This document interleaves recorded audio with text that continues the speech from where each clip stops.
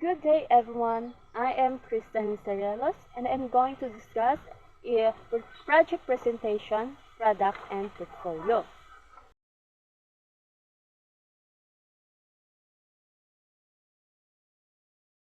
So, what is project presentation, product, and portfolio? Project presentation, product, and portfolio. This is teachers use as a form of summative assessment.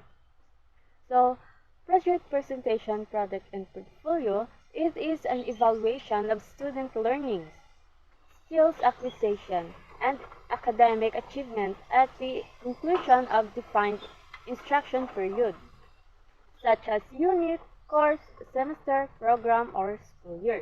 In this case, terms such as performance exhibition, learning exhibition, or student exhibition may be used.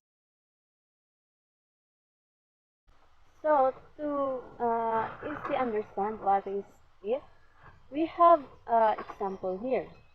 When we are in high school, our teachers give us projects that challenge us to recycle used materials, to create a materials that we could use, such as flowers, flower vase made from plastic bottle, a chandelier made of seashells, and so on.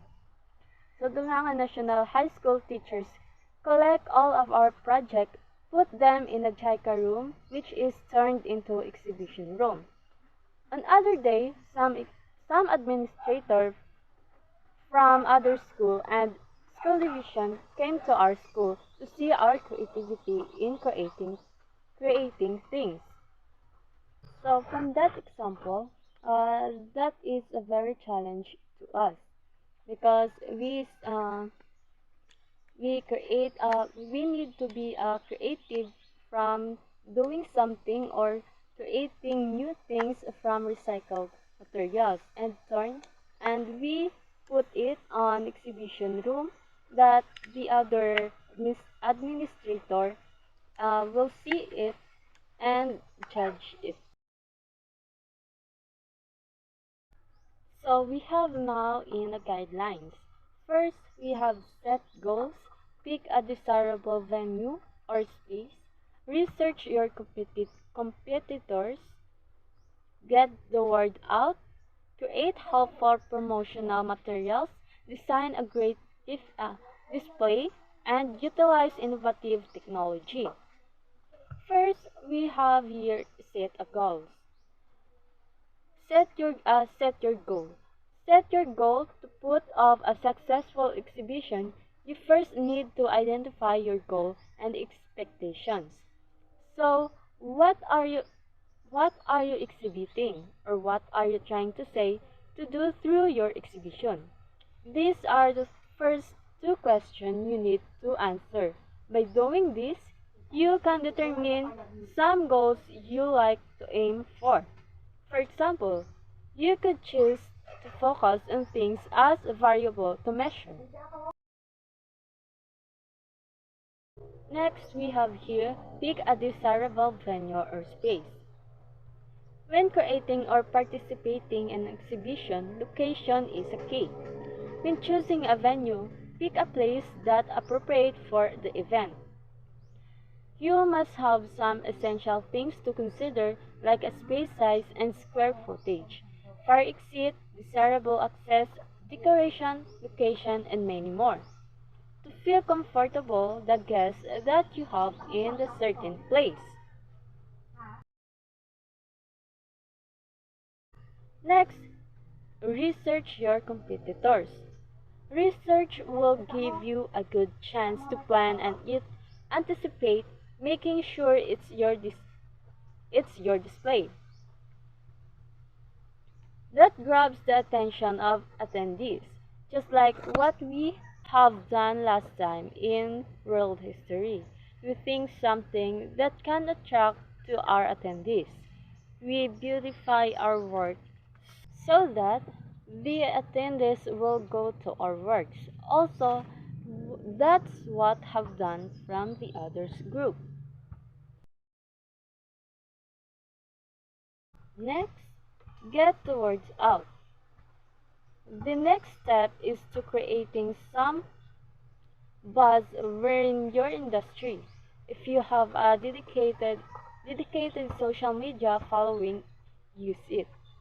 I know that we have now a social media account, so that we are going to do is to invite the people who like your page on Facebook, TikTok, or in other social media platforms, so that the more you invite, the more attendance that you have.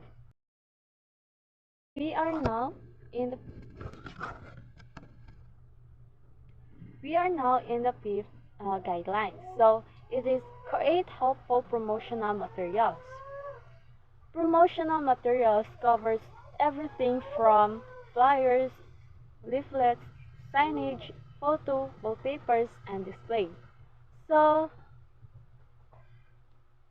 aside from social media posts, you can promote your exhibit by materials. You create a poster or tarpaulins post outside the venue so that the people will know that you have an exhibition in that date and in that place. 6. Display a great display. Develop a theme that fits with your branding and identify what you can gain from that. Creating an amazing exhibition display is the perfect way of promoting your exhibition. You, your attenders will not only learning about the exhibition you have, but also they enjoy what they see. Like we have done in high school, the administrator enjoy and learn from our works. Like we can create a robot from plastic bottles, a toys, a chandeliers, and more. They not only learning from our works, but they enjoy seeing new things from their eyes. Lastly, utilize innovative technology. Finally, consider incorporating innovative technology to really set your exhibition apart. Video, music, or even virtual reality can be used to create a distinct and memorable impression. One technology that will really create some intersect in and projecting or projection mapping. This is where video can imagery is project on various 3D. So we are now done. So let's proceed to the rubrics. And this is the rubrics.